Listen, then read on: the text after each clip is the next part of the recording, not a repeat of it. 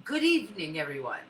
And here we're going to have a wonderful experience as you get to see yourself and your ability to manifest through your own eyes of pessimism. So, I'm Tanya Vilar. I do amazing, in depth science and soul sessions that will set you free from your own pessimistic mind. Like, let me explain something to you. Being a mystic, as you are, being an influencer, as you know you're supposed to be, you also don't believe any of it. And why is that? Why do you at times feel so connected to everything and everything feels so delightful?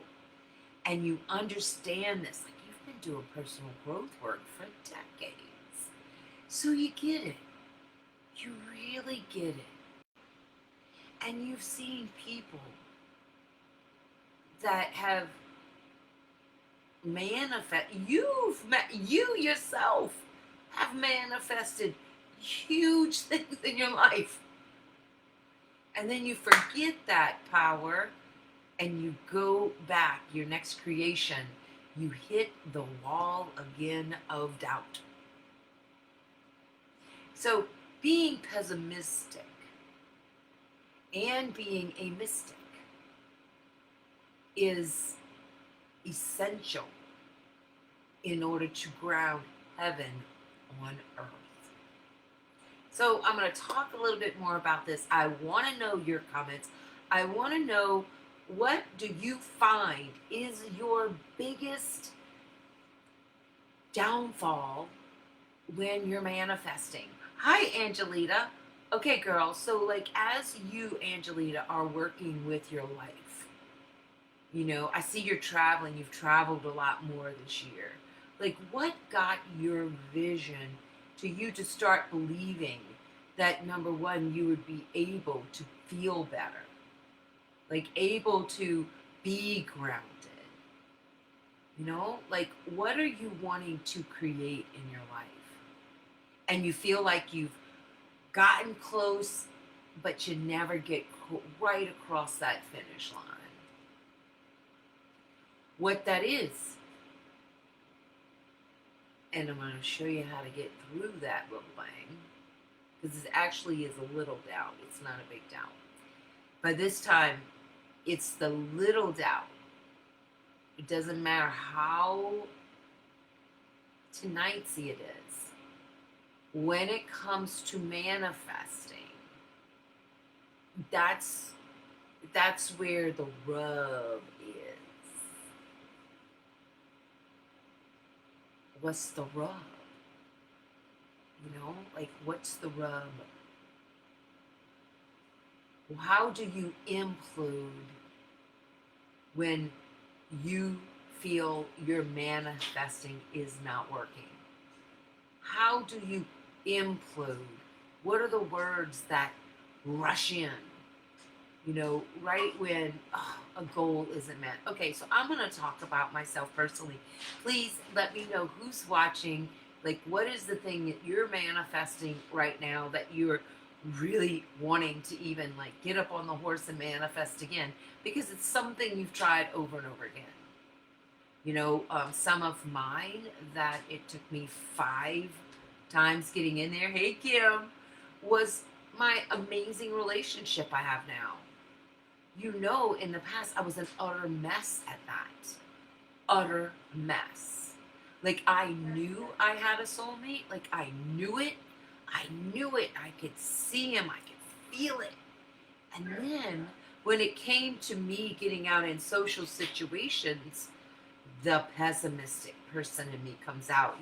The one goes, hey girl, hey girl, hey Kim. So, and Kim, you just went all through this with your house, manifesting your house. You can see it, you know it, you feel it, and then wham, bam, thank you, ma'am. I'm up against my doubt, which is my hardest critic, which is my subconscious language. It comes out literally my root chakra. It jumps up from my root chakra, hijacks my emotions, and then I begin thinking, and what clouds my divine vision is this human vision. Yeah, a human vision. A human set of beliefs that I made when I was between the ages of a newborn and 3 years old. What begins running, and why does that pessimistic wall show up? Is it to make you stop? When that pessimistic wall shows up, it is the signal. It is your sign. It is your encourager, because you just had a breakthrough. And that limiting belief that you have broken through is trying to reclaim your imagination. And this is what I talk about, like what we're doing at the Mystics in the Mountains under the full moon is you are going to learn how to never doubt your divinity again. Ever. Ever. How do you look that last bit of pessimistic of yourself? Because it's your evidence. It's nobody else's. You're not facing anyone else. It is no one else's opinion but your own. You're facing your hours of emotional rehearsal of when you thought you were a loser.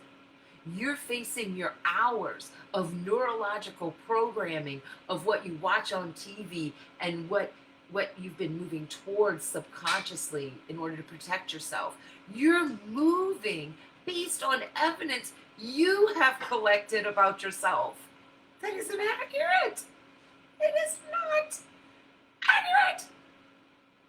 Can you hear me now? Let me hear you. Come on. Can you hear me, Angelita? Can you hear me, Kim? Your negative opinion of yourself is not accurate. It is human. And you've gotten it honestly. So we're not to be mad at it. We're just to listen to it. Not respond to it. Not emotionally invest in it. And there, my lovelies, is where I come in. Yes. Yes. Like, you understand, I come in at the beginning of your last initiation, which is doubt. Now, does this mean that I will never, ever, ever, ever, ever doubt again, and I'm not a good manifester if I have doubt? That is bullshit. The deal is, every time I manifest, I know I'm about to receive that which I have been manifesting.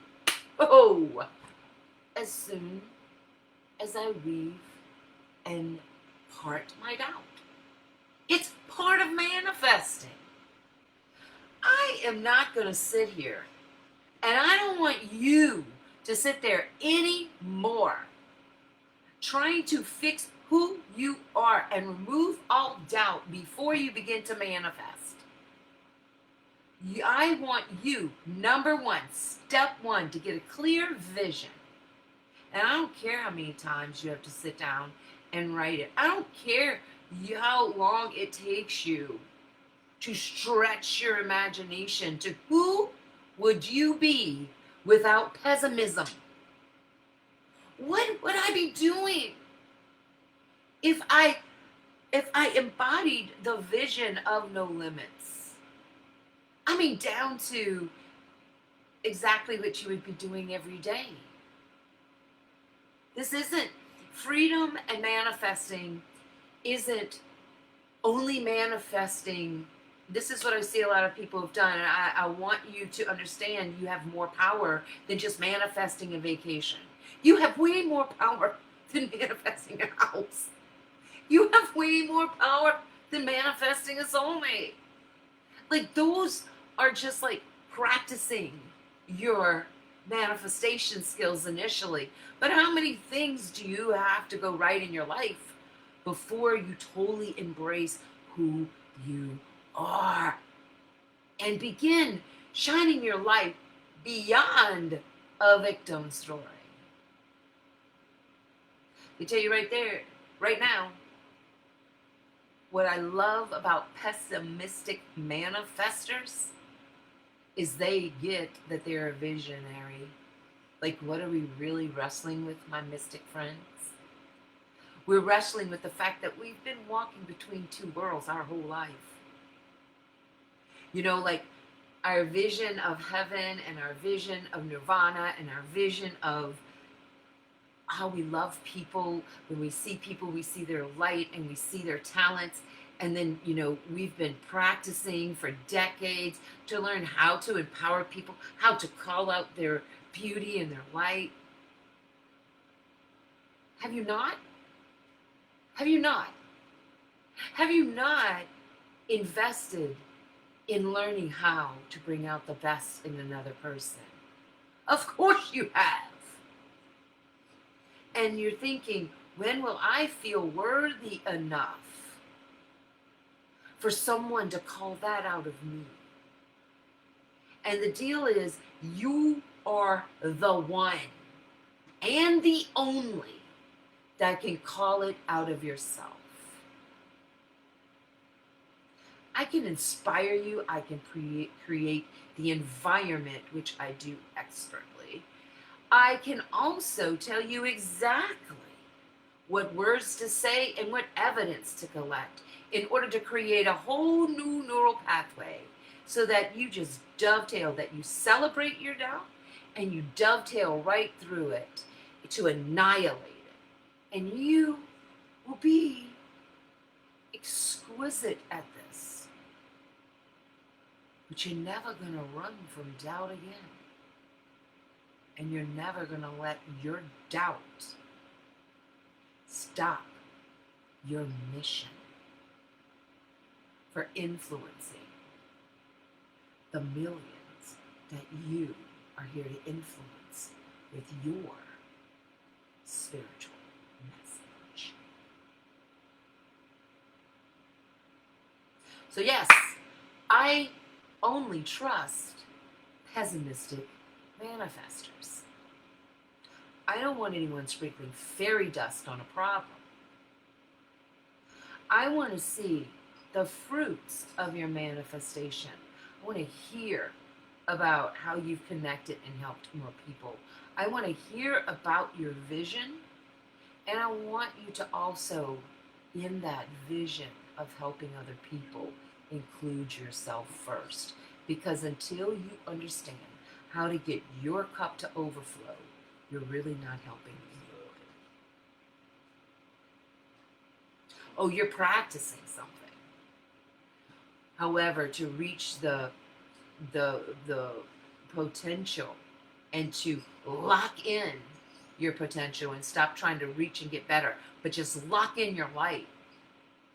And every room you walk into, every time you speak, you're speaking from your heaven brain.